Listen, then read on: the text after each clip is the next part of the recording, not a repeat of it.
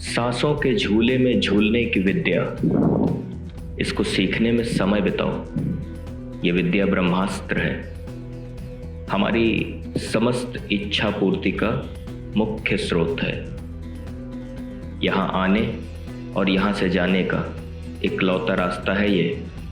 ढूंढो ढूंढो इस रास्ते को, ताकि घर लौट सको पथिक, तुम घर लौट सको।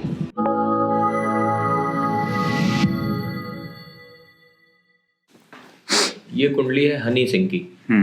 हनी सिंह एक सिंगर है और ये रैप जो सिंगिंग होती है स्टाइल, उसको इंडिया में पॉपुलर करने वाले यही सिंगर थे। अच्छा। अब तो ये फिल्मों में बॉलीवुड में गाने वाने भी गाते हैं और कंपोजर भी बहुत बड़े हैं ये। अच्छा। ये पढ़िए कुंडली। हनी सिंह बॉलीवुड के सिंगर। तो हनी सिंह की जन्म कुंडली मिथुन लग्न है और सिंह राशि है।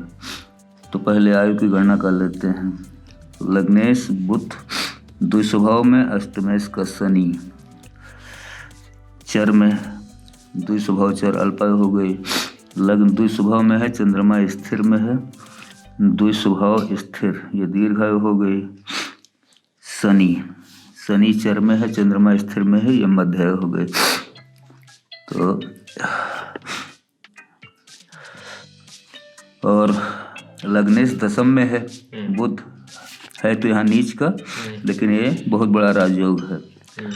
तो इस कारण से हनी सिंह की जन्म कुंडली मध्यायु के कालखंड में है। अब इसमें राजयोग देखे जाए तो लग्नेश बुध दशम घर में नीच का पड़ा है, मीन राशि में, लेकिन ये बहुत बड़ा राजयोग देगा। लग्नेश दशम घर में। पंचमेश का शुक्र बैठा है भाग्य भाव में और शुक्र है उच्चाभिलाषी। मीन इसकी उच्च राशि है, उससे एक राशि पीछे कुंभ राशि में बैठा है। तो ये भाग्य भाव को मजबूत करेगा, लेकिन पंचमेश शुक्र कोई राजयोग नहीं देगा। भाग्य शनि इनका पंचम घर में आ गया उच्च का। ये पंचम घर को बलवान करेगा भाग्येश, लेकिन यहाँ राजयोग शनि नहीं देगा। तो शुक्र शनि का स्थानांतरण योग भी है एक, है ना, लेकिन ये राजयोग नहीं है। लेकिन ये राजयोग नहीं है। अच्छा। दशमेश चतुर्थेश का बुध वो लग्नेश से ही राजयोग दे दिया दशम घर में। सप्तमेश का गुरु सप्तम घर में बैठा है, सातवें घर को मजबूत करेगा। तो व्यापार, स्त्री, इसको ठीक करेगा, लेकिन ये कोई राजयोग नहीं देगा। दशमेश का गुरु सातवें घर में बैठा है, ये भी कोई राजयोग नहीं देगा, क्योंकि केंद्र का ग्रह केंद्र में ही है। तो एक ही राजयोग इसमें सबसे बड़ा है, लग्नेश दशम घर में बुध है तो नीच का, लेकिन ये बड़ा राजयोग है एक। अच्छा, अब देखो इनके धन भाव की स्थिति। धन भाव का मालिक चंद्रमा इनके पराक्रम के घर में बैठा है और ये चंद्रमा है नीचा अभिलाषी। वृश्चिक इसकी नीच राशि है और उससे 3 राशि पीछे बैठा है। तो इसका मतलब ये है कि सामान्य परिवार के इनका जन्म हुआ और ये जो भी धन कमाएंगे वो अपने परिश्रम से ही कमाएंगे, पराक्रम से ही, खुद ही मेहनत करके कमाएंगे। हाँ, खुद मेहनत करके कमाएंगे। तो धन भाव की स्थिति होगी। पत्नी भाव इनका ठीक है। पत्नी भाव में पत्नी का मालिक गुरु ही बैठा है। इसमें शनि की तीसरी दृष्टि जा रही है। तो शनि की 7वीं दृष्टि लाभ भाव पे नीच की चली गई और 8, 9, 10 10वीं दृष्टि गई धन भाव पे, उच्चाभिलाषी दृष्टि वो हो जाएगी। तो शनि की दृष्टि आने के कारण यहाँ 7वें घर पे इनकी पत्नी धार्मिक स्वभाव की होंगी महिला। अच्छा। हाँ, काफी धर्म कर्म में विश्वास करती होंगी और पूजा पाठ करती होंगी और सात्विक प्रवृत्ति होगी, क्योंकि ये प्रवज्जा देगा शनि गुरु यहाँ 7वें घर में बैठ करके। अच्छा, पंचम घर का मालिक इनका संतान भाव का मालिक भाग्य भाव में उच्चाभिलाषी है। मीन इसकी उच्च राशि है, उससे एक राशि पीछे कुंभ में बैठा है। तो संतानें इनकी बलवान होंगी, गुणवान भी होंगी और अच्छी होंगी संतानें। अब करियर देखो इनका। तो करियर इनका दशम घर में सूर्य बुध बैठा है। एक तो ये बुधादित्य का योग इनको मिलेगा और दशमेश 7वें घर में बैठा है, कर्म क्षेत्र का मालिक, व्यापार के घर में। तो करियर इनका चलता रहेगा बढ़िया, करियर में कहीं कोई दिक्कत नहीं है, क्योंकि गुरु पर कोई पाप ग्रह की कोई दृष्टि रही है। मिथुन लग्न है, शनि भाग्य से, तो शनि की तीसरी दृष्टि आएगी तो फायदा ही देगी इनके करियर को, तो वहाँ पे कोई समस्या नहीं है। अब इनके रोग की स्थिति देखो। ये है, ये मंगल बैठा है 6ठे घर में अपने घर का, तो कायदे से तो 6ठा घर इनका बलवान होना चाहिए, रोग ऋण शत्रु वाला। लेकिन इस पे जो ये राहु की दृष्टि आ रही, ये बड़ी डेंजरस है, वो खतरनाक है। राहु की ये जो दृष्टि आ रही है 7वीं मंगल पे, राहु की 1 2 3 4 5, 5वीं दृष्टि गई 4थे घर पे, 7वीं गई 6ठे घर पे, 9वीं दृष्टि आ गई 8वें घर पे, आयु के घर पे।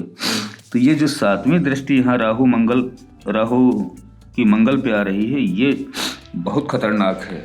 अच्छा, राहु वृषभ राशि में उच्च में भी समझे जाते हैं ना? वृषभ राशि में उच्च में भी समझे जाते हैं। तो ये नीच की दृष्टि पड़ी। हाँ, तो ये नीच की दृष्टि गई, तो मंगल यहाँ स्वग्रही बैठा, केतु भी साथ में लगा है। ये एक बहुत टिपिकल पोजीशन है। क्या होगा? टिपिकल पोजीशन ये है कि इनको ब्लड से संबंधित शिकायत, रोग हो सकता है।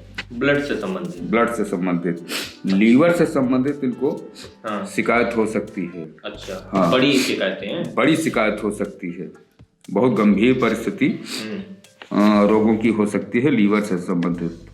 तो फिर ऐसे लोगों को तो अल्कोहल बिल्कुल नहीं करनी चाहिए ना? हाँ, ऐसे लोगों को तो अल्कोहल से तो बिल्कुल दूर रहना चाहिए।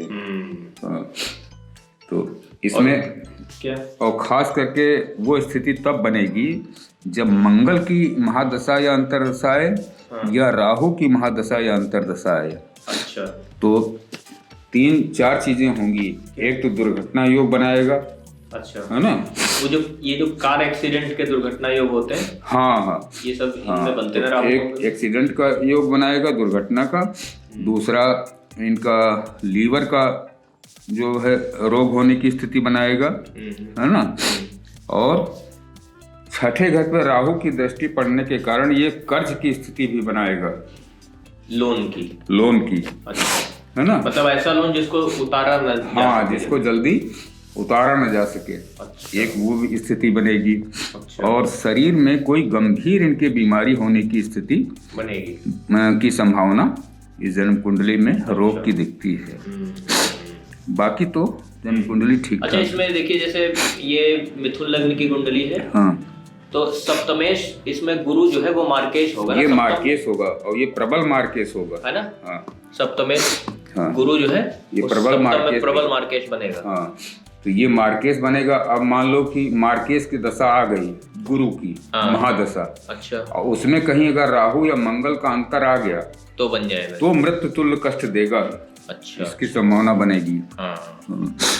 तो ये अच्छा, और ये 3 तरीके से अलग अलग है। हाँ, अल्पायु, मध्यायु और दीर्घायु। तो एवरेज में ये मध्यायु बैठेगी। अच्छा, लग्नेश राजयोग तो बना रहा है। हाँ, लेकिन लग्नेश नीच में है, तो कमजोरी भी तो वाला पोर्शन रहेगा। भाई देखो, लग्नेश कमजोर है, अष्टमेश बलवान है। अष्टमेश शनि उच्च का बैठा है ना? लग्नेश यहाँ नीच का बैठा है, तो इसका मतलब है कि लग्न कमजोर हो गई। लग्न कमजोर है और मृत्यु का जो मालिक है वो बलवान हो गया, है ना? और रोग जो हमने बताए हैं वो तो वो ये थोड़ा सा जरा समझाइए कि लग्नेश जब राजयोग बनाएगा, तो राजयोग का फल अलग चलेगा, और लग्न कमजोर है इसका फल अलग चलेगा, है ना? हाँ, राजयोग अलग चलेगा, हाँ, और लग्न का फल अलग चलेगा। हाँ, मतलब शारीरिक वीकनेस रहेगी, इंटरनल, बाकी राजयोग अलग चलेगा। वो सुविधाएं सारी, और है ना, नेम फेम वो सब मिलता रहेगा। लेकिन वो भी राजयोग तब काम करेगा अच्छी तरह से जब ये बुध की ही महादशा या अंतरदशा मिले।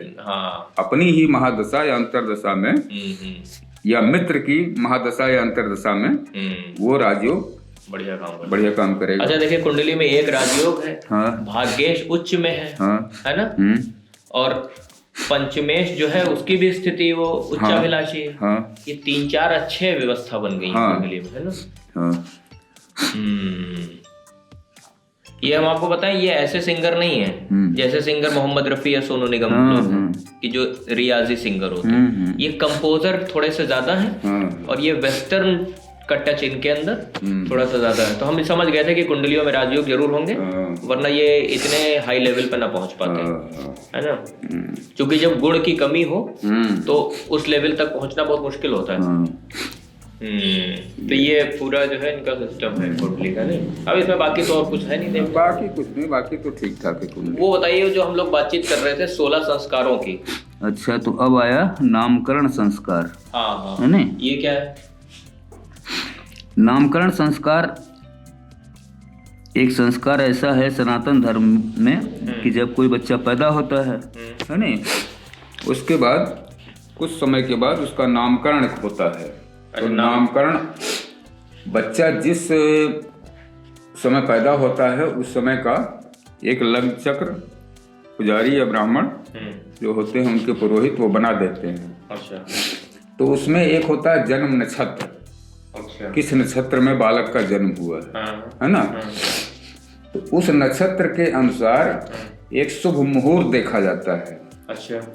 पंचांग से जो शुभ मुहूर्त होता है उस शुभ मुहूर्त में उस बालक का नाम रखा जाता नाम रखते हैं, है ना, माता पिता या पुजारी ब्राह्मण, है ना। तो जो भी वो नाम देंगे वही नाम उसके सारे जीवन भर चलेगा। अच्छा, अब नाम में विशेषता ये है कि बहुत सारे लोगों को इस बात की जानकारी नहीं है। क्या करते हैं कि नामकरण में जो उस बच्चे का जन्म नक्षत्र होता है उसका जो अक्षर होता है उसी पे नाम रख देते हैं। अच्छा। ये बहुत गलत परंपरा है जो लोग ये ऐसा करते हैं। क्या इसमें क्या चीज? क्योंकि प्राचीन ग्रंथों में हमने पढ़ा है कि नामकरण बालक के जन्म नक्षत्र के अक्षर पे नहीं होना चाहिए कभी भी। कारण ये है कि अगर वो उसका जन्म नक्षत्र का अक्षर हुआ तो कभी कोई तांत्रिक, है नहीं, या कोई टोना टोटके करने वाले उस नाम के अक्षर पे टोटका करेंगे या तांत्रिक अपनी क्रियाएं करेगा तो फिर वो बालक के लिए परेशानी का कारण बनेगा जीवन भर। तो इसलिए वो जो जन्म नक्षत्र होता है उसका जो अक्षर होता है, जितने भी उसके अक्षर होते हैं उन अक्षरों पे उसका नाम नहीं रखते लोग। अच्छा। हाँ, केवल जन्म नक्षत्र का अक्षर देख लेते हैं और फिर उससे मिलता जुलता कोई नाम दूसरा रखते हैं और शुभ मुहूर्त में रखते हैं। बस ये नामकरण संस्कार की विधि है। तो उसकी भी बाकायदा पूजा पाठ होती है, सारा कर्मकांड होता है, तब बच्चे का नामकरण होता है। हाँ, नामकरण किया जाता है। हमारे दिमाग में दो सवाल आए नामकरण को लेकर। एक तो ये कि आजकल का फैशन है वेस्टर्न नाम रखने का। हाँ, अब ये तो हिंदू व्यक्ति या कोई भी भारत में रहने वाला व्यक्ति, वो पहले ऐसा होता था कि वैदिक काल से यहाँ हिंदू धर्म में लोग देवी देवताओं पे, भगवान पे उनके नाम रखते थे, उनके नाम रख देते थे उनके नाम पे।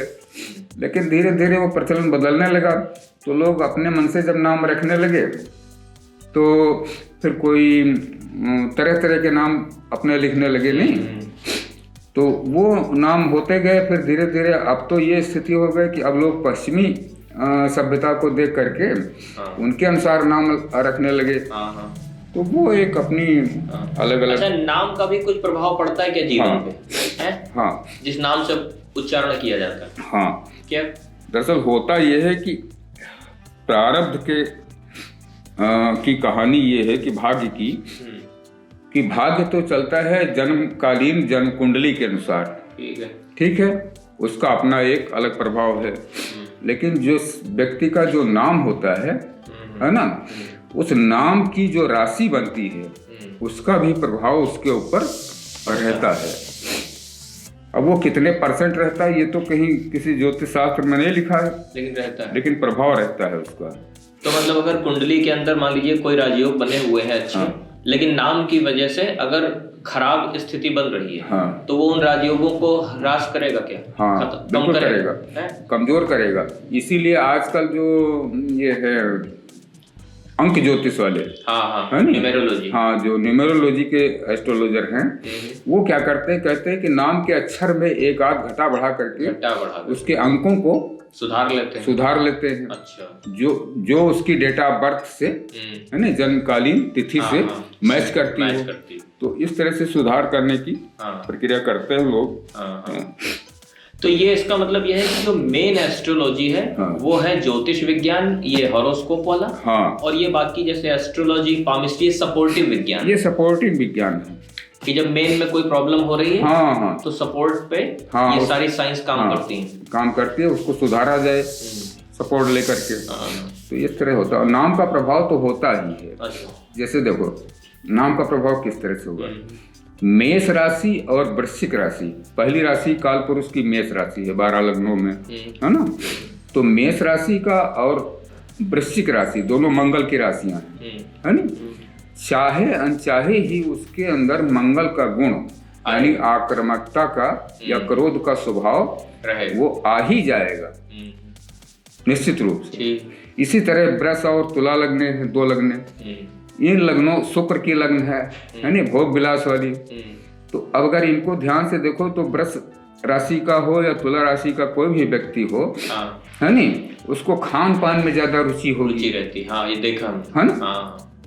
वो खाने के बड़े शौकीन होते हैं, खाने के, पहनने के, गाने बजाने के, है नी, इसके बड़े शौकीन होते हैं। तो ये इसका मतलब है कि नाम का प्रभाव पड़ता है व्यक्ति पर। एक चीज और बताइए, अभी आप वो जिक्र किए थे कि जिस नक्षत्र में जन्म होता है उस नक्षत्र से निकले हुए नाम को नहीं रखना चाहिए, क्योंकि उसके ऊपर तंत्र क्रिया की जा सकती। अब हमारा सवाल यह है कि क्या तंत्र एक विज्ञान आपके हिसाब से पूरा विज्ञान है तंत्र? तंत्र का पूरा विज्ञान है। और ये दरअसल पुराणों में इसका जिक्र है क्या कि मोक्ष के 2 रास्ते हैं। अच्छा। एक तो वैदिक ज्ञान है, जो संत महात्माओं के द्वारा मिलता है नहीं, जिसमें मंत्रों का जाप किया जाता है। और एक है तंत्र विज्ञान। तंत्र विज्ञान में भी मंत्रों का जाप किया जाता है नहीं। तो उन मंत्रों का जाप करके भी मोक्ष की प्राप्ति का यत्न किया जाता है। तो तंत्रों के भी संत महात्मा होते हैं। अच्छा। जो सच्चा तंत्र है। अच्छा। वो कापालिक वाला नहीं, शमशान घाट वाला उस तरह का नहीं, गंदा नहीं, जो मोक्ष के रास्ते पे ले जाता है ना। तो इस तरह से है। तो आपकी जानकारी में इतिहास में कोई ऐसा इंसान हुआ जो तंत्र के माध्यम से आत्मज्ञान को प्राप्त हुआ हो? अब तंत्र के मामले में देखा जाए तो तंत्र के भगवान ही भगवान शंकर हैं। शंकर के अलावा तो कोई पहुंचा नहीं। शंकर जी के अलावा तंत्र क्रिया उन्हीं से निकली ही है। हाँ, प्राचीन काल में हुए होंगे ऋषि मुनि। रावण करता था ना तंत्र विज्ञान? रावण करता था तंत्र पूरा। रावण तंत्र का विद्वान था और तंत्र पे उसने शास्त्र भी लिखे हैं। ये जितने भी भैरव शास्त्र हैं, भैरव शास्त्र इतना है वो सब तांत्रिक है, सब तंत्र का। भैरव है या जो देवी दुर्गा जी से संबंधित है नी, तंत्र विज्ञान है। तो एक सवाल बताइए हमारा कि अगर कोई इंसान तंत्र विज्ञान पढ़ना चाहे तो ये उचित है कि अनुचित है? नहीं, हमारे हिसाब से तो उचित नहीं। क्यों? क्योंकि तंत्र बहुत जटिल प्रक्रिया है। क्या? तंत्र की प्रक्रिया या तंत्र विज्ञान बहुत जटिल है। उसके मंत्रों में अगर अशुद्धि हो गई जरा भी तो वो उल्टा प्रभाव उस व्यक्ति पे डाल देगा। तो उसका शारीरिक, मानसिक संतुलन बिगड़ेगा। अच्छा। और वैदिक में ऐसा नहीं है। वैदिक में अगर कोई एक मंत्र का मान लीजिए उच्चारण सही नहीं भी होता है तो उसका दुष्परिणाम नहीं होता। वैदिक विधि का। हमने देखा कि तंत्र जो है, तंत्र की जो साधना है और यह तंत्र का जो विज्ञान है, ये हर सभ्यता में रहा है। वो हर सभ्यता में है ना। वो सब धर्मों में है, हर धर्म में। वो कोई ऐसा नहीं कि एक ही धर्म में हो। देखो तमाम तांत्रिक क्रियाएं ईसाई धर्म में भी करते हैं लोग, क्रिश्चियनिटी में भी बहुत सारे, इस्लाम में भी, यहूदियों में भी, वो तो बौद्ध में भी, सब में करते हैं। तो आप उन एस्ट्रोलॉजर के बारे में क्या विचार करेंगे जो एस्ट्रोलॉजर हॉरोस्कोप को देखने के बाद और वो तंत्र क्रिया का इस्तेमाल करते हैं लोगों की बीमारियों को ठीक करने के लिए, बोलते हैं कि हम ये तंत्र क्रिया करेंगे, वो काम करती हैं? अब पता नहीं, हमसे तो ऐसा कभी सामना हुआ नहीं। मेरे हिसाब से तो अगर कोई सच्चा तांत्रिक होगा जो मोक्ष मार्गी होगा, है नहीं, उसकी भले थोड़ी बहुत काम करे, बाकी तो नहीं करे। अच्छा, उसमें ये है कि मोक्ष मार्गी होना चाहिए। हाँ, मोक्ष मार्गी भाई, संत वही है। तंत्र विज्ञान भी मोक्ष के मार्ग का एक विधान है। जैसे तो इसका मतलब है कि तंत्र विज्ञान तामसिक नहीं है। तामसिक उसको बना देते हैं। हाँ, बुरे कर्म करने के लिए, है नहीं, जैसे किसी का नुकसान करना है, गलत इस्तेमाल उसका गलत, किसी को मारना है नहीं, किसी को शारीरिक कष्ट देना है, तो वो तो वैदिक विधान का भी दुरुपयोग कर सकते हैं लोग। हाँ, वो तो उसमें भी कर सकते हैं, वो तो सदुपयोग दुरुपयोग तो लेकिन तंत्र जो है अपने आप में कोई तामसिक चीज नहीं है। नहीं, अपने आप में कोई तामसिक नहीं है। उसका इस्तेमाल कैसे किया जाता है इस पर डिपेंड करता है ना। हाँ। अब हमारा एक सवाल और है, आप जानते हैं तंत्र? नहीं, मैं नहीं जानता। आप नहीं जानते? आपका कभी रुचि नहीं रही तंत्र को जानने का इसको? तो ये तंत्र जानना, क्या हॉरोस्कोप के अंदर कोई योग बनाता है कुंडली के अंदर, वो लोग तंत्र जानने के शौकीन होते हैं? हाँ, जिनके लग्न में शनि बैठा हो, अच्छा, या चौथे घर में शनि हो, बलवान हो, है नहीं, और राहु से दृष्ट हो, अच्छा, मंगल से भी दृष्ट हो, अच्छा, तो वो फिर तंत्र शास्त्र पढ़ेंगे और उसमें उसका रुझान होता है। एक ज्योतिषी से मेरा सामना हुआ है, अच्छा, है नहीं, वो इसी तरह के काम तांत्रिक वाले करके उपाय लोगों को बताता था कि जावे शमशान में ये चीज गाड़ी आओ, है नहीं, और रास्ते में ये चीज फेंक देना। तो वो उपाय सफल होते थे? नहीं, मेरे को नहीं लगता। वो मेरे पास आता था अपने निदान के, तो मैं कैसे मान सफल नहीं होते। अगर उसके उपाय काम करते तो वो अपने परेशानी को लेकर के मेरे पास क्यों आते? हमको लगता है मैक्सिमम जितना भी अदृश्य विज्ञान है उसमें 99% जो विज्ञान है वो तो अधर्म में ही लटका हुआ ना। हाँ, वो सब, हाँ, वो अधर्म। शंकर के बाद से किसी ने जो है तंत्र विज्ञान के ऊपर बहुत रिसर्च नहीं किया ना। अकेले शिव हैं जिन्होंने बहुत काम किया था। हाँ, वो शिव जी उसके ज्ञाता है पूरे। और तो कोई है नहीं। और तो हमें जानकारी में नहीं। रावण और भी जो सीखे होंगे वो शिव शास्त्र सही सीखे। हाँ, रावण क्योंकि शिव जी के भक्त थे, तो उनको जो भी ज्ञान प्राप्त हुआ ध्यान साधना के द्वारा वो भगवान शिव से ही प्राप्त हुआ। लेकिन जो ज्योतिष विज्ञान, अच्छा, ज्योतिष विज्ञान तंत्र से जुड़ा है क्या? नहीं, ये अलग, एकदम अलग है। ये वैदिक ज्योतिष है। अच्छा, ये अथर्ववेद से निकला है जिसमें पूरे तारामंडल का जिक्र है। तो इसमें ये चीज एकदम करना अनुचित है कि किसी का हॉरोस्कोप देखे, अब उसमें मान लीजिए राहु का कोई उपाय करना है तो तांत्रिक उपाय बता दिए। नहीं, वो गलत बात है ना। बहुत सारे लोग पंचांग के मंत्र तांत्रिक बता देते। तांत्रिक मंत्र वो तो हमने, है नहीं, 2 तरह के मंत्र हैं, एक वैदिक है, एक तांत्रिक है। तो बहुत सारे ज्योतिषी या पंडित लोग तांत्रिक मंत्र बता देते हैं, कहते जाओ इसका जाप करो, वो गलत है। और ये क्या चीज होता है? मंत्र कहते हैं कि मंत्र सधा हुआ है। हाँ, मंत्र ऐसा होता है कि मंत्र जो भी कोई उपाय बताता है मंत्रों के माध्यम से, तो मंत्र उसका सिद्ध होना चाहिए। क्या मतलब हुआ इसका? सिद्ध का मतलब ये है कि दीपावली में एक रात ऐसी होती है, अमावस की रात जिसको कहते हैं, है नहीं, देव दिवाली कहते क्या? नहीं, अच्छा, दीपावली में ही उस दिन क्या करते हैं लोग, जो मंत्रों का एक पहले से संकल्प करते हैं। अच्छा, कि हम कल दीपावली है, कल 1001 या 10,001 या 1,00,001 मंत्रों का जाप करेंगे। अच्छा, है नहीं, और वो प्रार्थना करते हैं भगवान से कि ये मेरा मंत्र सिद्ध हो। अच्छा, हाँ, तो ये 1, 2, 4 साल में होता नहीं, इसमें कई साल लगते हैं, तब जाकर के कोई मंत्र सिद्ध होता है। और एक ही मंत्र को सिद्ध करना, एक ही मंत्र को, क्योंकि एक ही मंत्र उनको पर्याप्त होता है सारे जीवन भर कमाने खाने के लिए। तो वो मतलब वो मंत्र एक हथियार बन जाता है। हाँ, एक हथियार बन जाता है। जैसे आत्मज्ञानी के लिए उसकी आत्मा का जो बल है वो हथियार होता है। वो हथियार होता है नहीं। अच्छा। यह ज्ञान जो है वो उसका बल, ज्ञान बल होता है। तो इसी तरह मंत्र भी बल है। अच्छा, तो उसको जब कई वर्ष इसी तरह सिद्ध करते हैं तो वो सिद्ध हो जाता मंत्र। अच्छा। फिर वो जैसे किसी से कह दिया कि जाओ इस मंत्र का इतने बार जाप कर लेना, ठीक हो जाएगा, है ना, वो ठीक हो जाता है। ठीक हो जाता है। अच्छा, ये चक्कर है। चलिए ठीक है, ये तो बढ़िया बातचीत हो गई। तो हनी सिंह की कुंडली जो है, हाँ बाकी ठीक है, तो कुल मिला के ठीक ठाक है। अंतर श्रृंगार की वियोग से संयोग की यात्रा में जो संचारी भाव चलता है वो अनाहत चक्र पर चोट करता है, उसे खोलकर मुक्त कर देता है।